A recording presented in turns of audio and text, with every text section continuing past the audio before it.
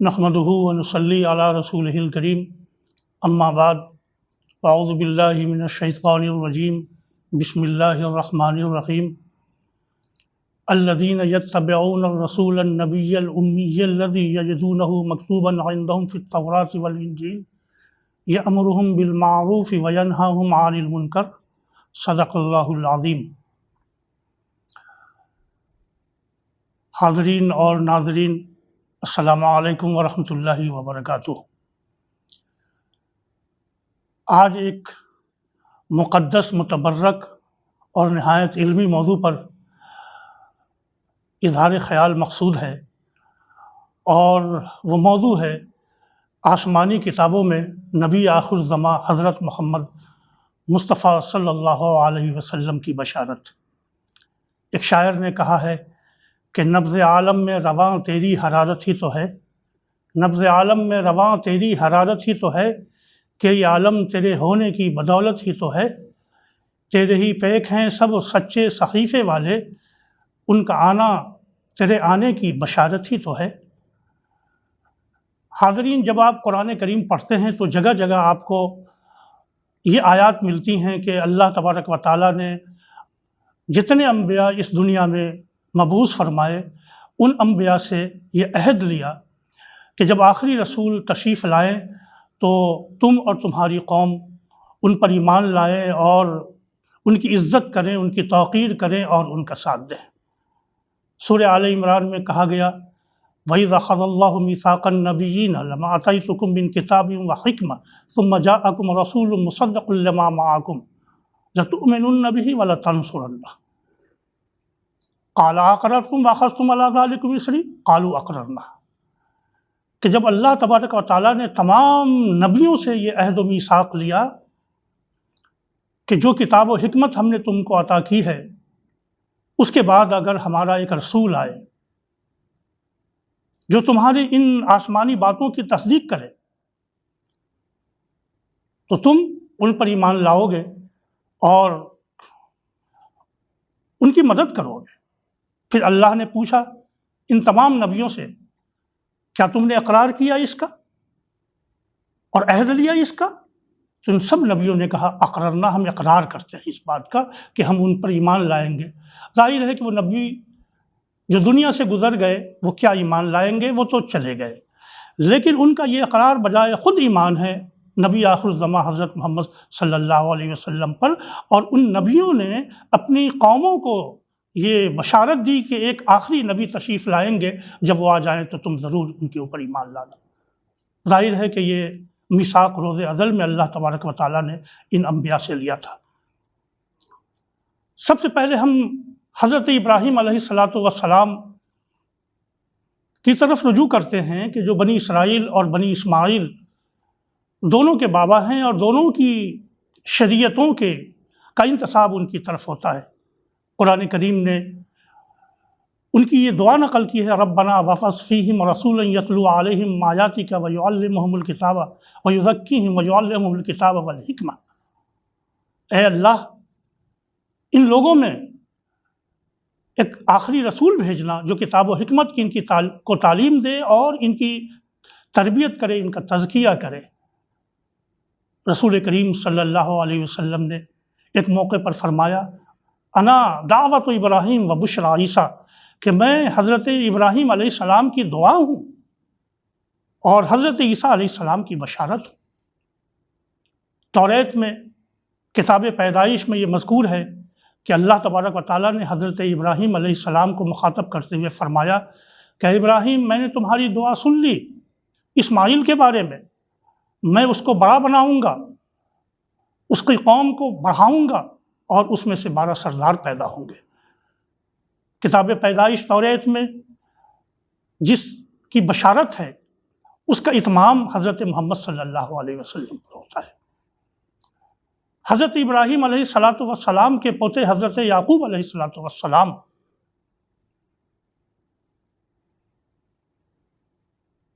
کی یہ بشارت توریت کے اندر موجود ہے۔ آپ نے فرمایا کہ عصا یہودا سے الگ نہیں ہوگا اور شریعت شیلوں کے آنے تک اس میں باقی رہے گی۔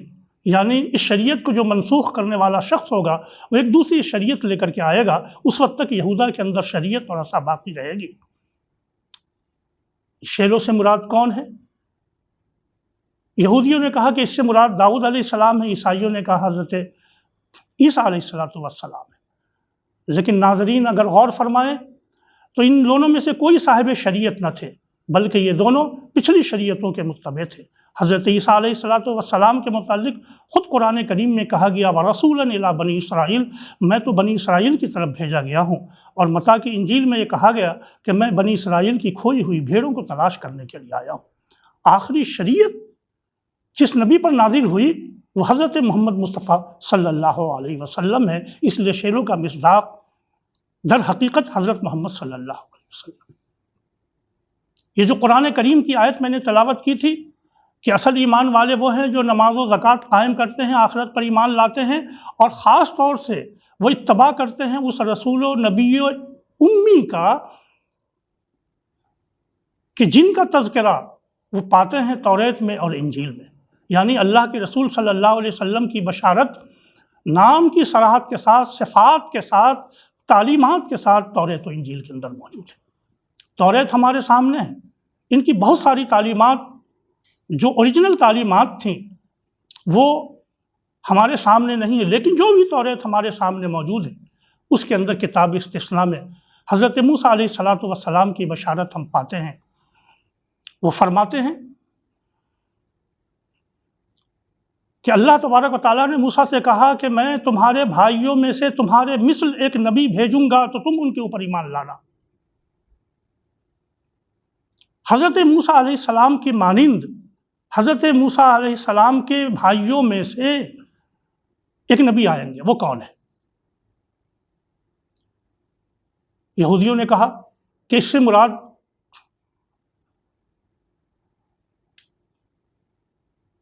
حضرت محمد صلی اللہ علیہ وسلم کے علاوہ کوئی اور ہے۔ عیسائیوں نے کہا کہ اس سے مراد حضرت عیسیٰ علیہ السلام۔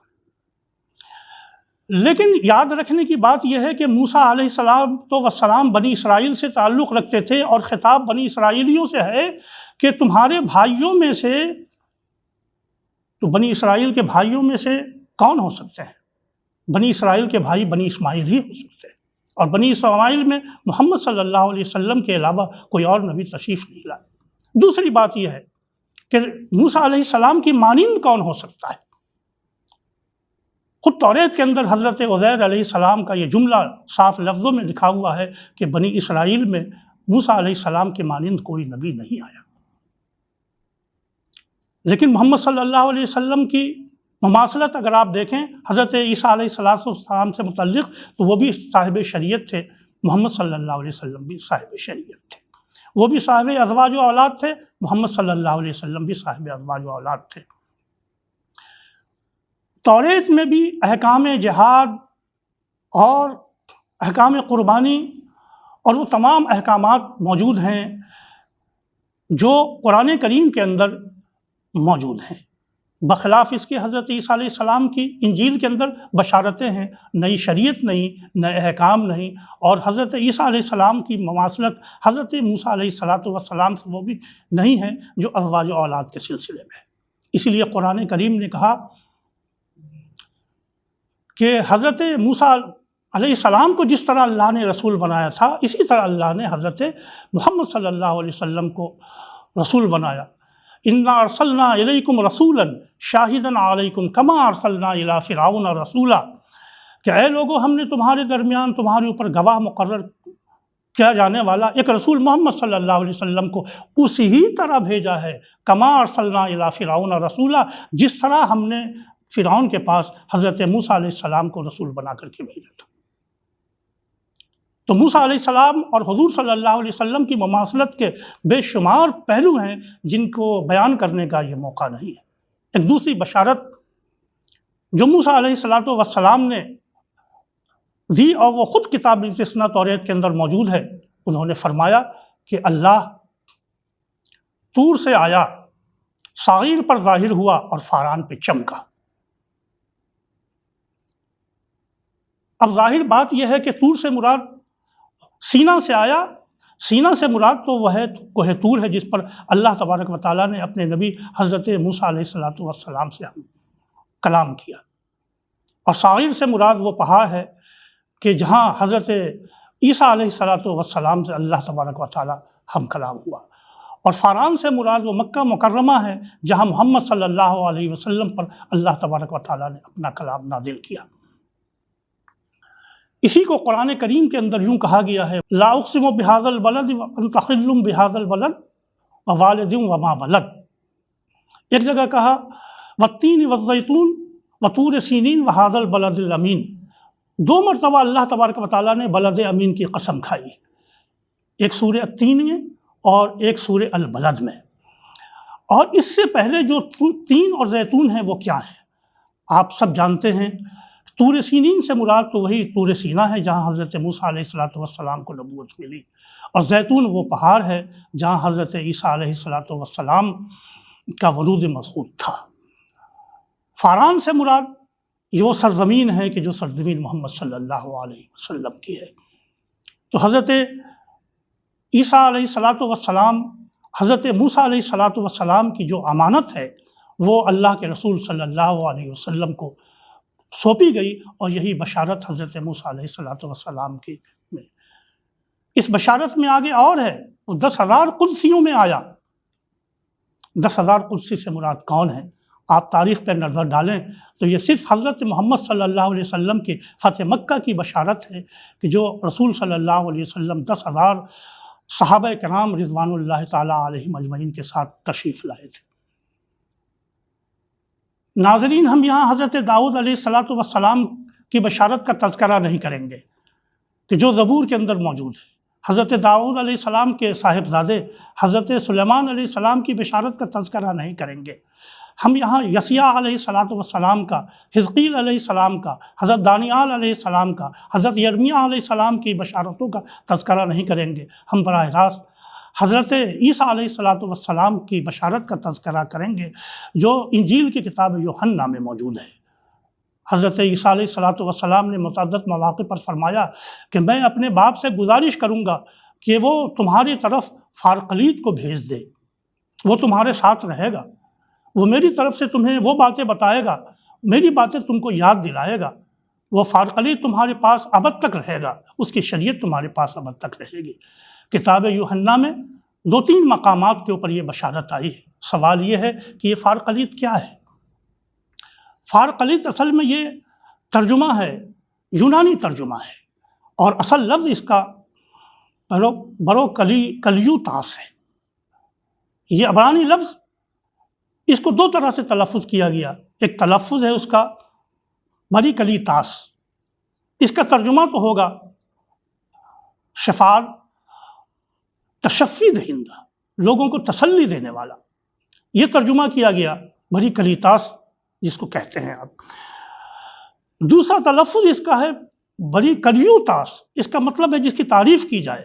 یہ وہی بات ہے کہ جس کو حضرت عیسیٰ علیہ السلام نے احمد کے نام سے منسوب کیا ہے قرآن کریم کے اندر۔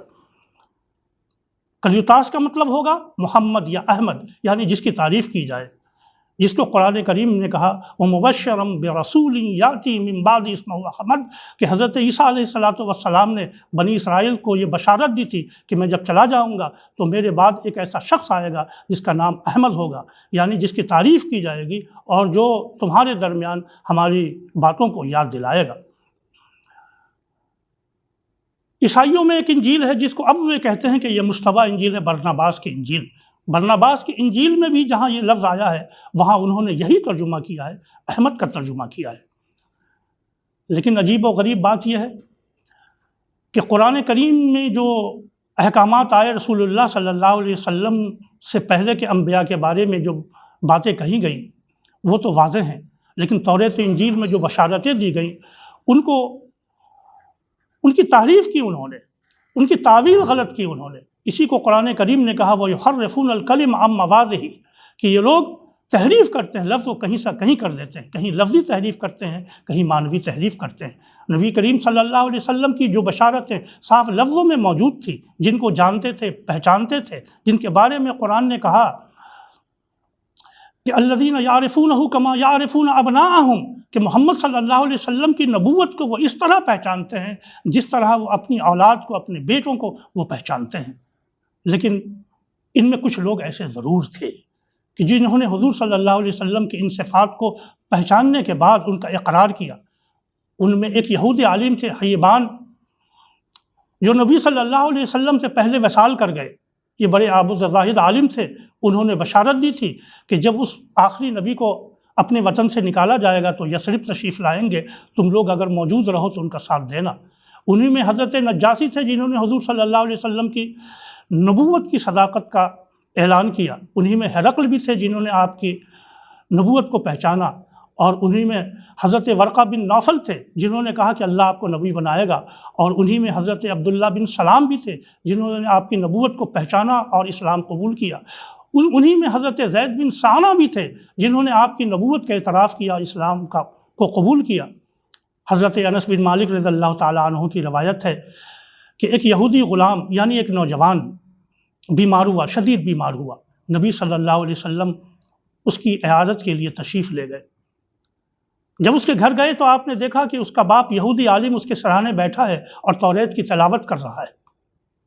جس طرح ہم لوگ قرآن کریم کی تلاوت کرتے ہیں تاکہ مریض شفا پا جائے اور مردے کی روح آسانی سے نکل جائے، اسی طرح اس زمانے کے اندر توریت کو پڑھنے کا یہودیوں میں رواج تھا۔ نبی صلی اللہ علیہ وسلم نے جب اس یہودی عالم کو دیکھا کہ اس نوجوان کے سرہانے وہ توریت کی تلاوت کر رہا ہے، تو آپ نے پوچھا، اے شخص، کیا تم اپنی کتاب میں، توریت میں، میرے بارے میں کچھ پاتے ہو لکھا ہوا؟ کوئی بشارت ہے میری صفات کا ذکر ہے، میری تعلیم کا ذکر ہے؟ تو ان کا نہیں، اس کتاب میں کوئی آپ کا تذکرہ نہیں ہے۔ تب وہ بیمار لڑکا یہودی، اس یہودی عالم کا بیٹا بول پڑا کہ نہیں، ہم پاتے ہیں اس کتاب میں آپ کا تذکرہ لکھا ہوا ہے۔ ہزاروں تحریفات کے باوجود اگر انصاف کی نظر سے دیکھا جائے تو تورات و انجیل میں آج بھی وہ بشارتیں موجود ہیں جن کی تعویل ان کتابوں کے ماننے والے مختلف انداز سے کرتے ہیں، مختلف لوگوں کو ان کی بشارت کا مصداق قرار دیتے ہیں۔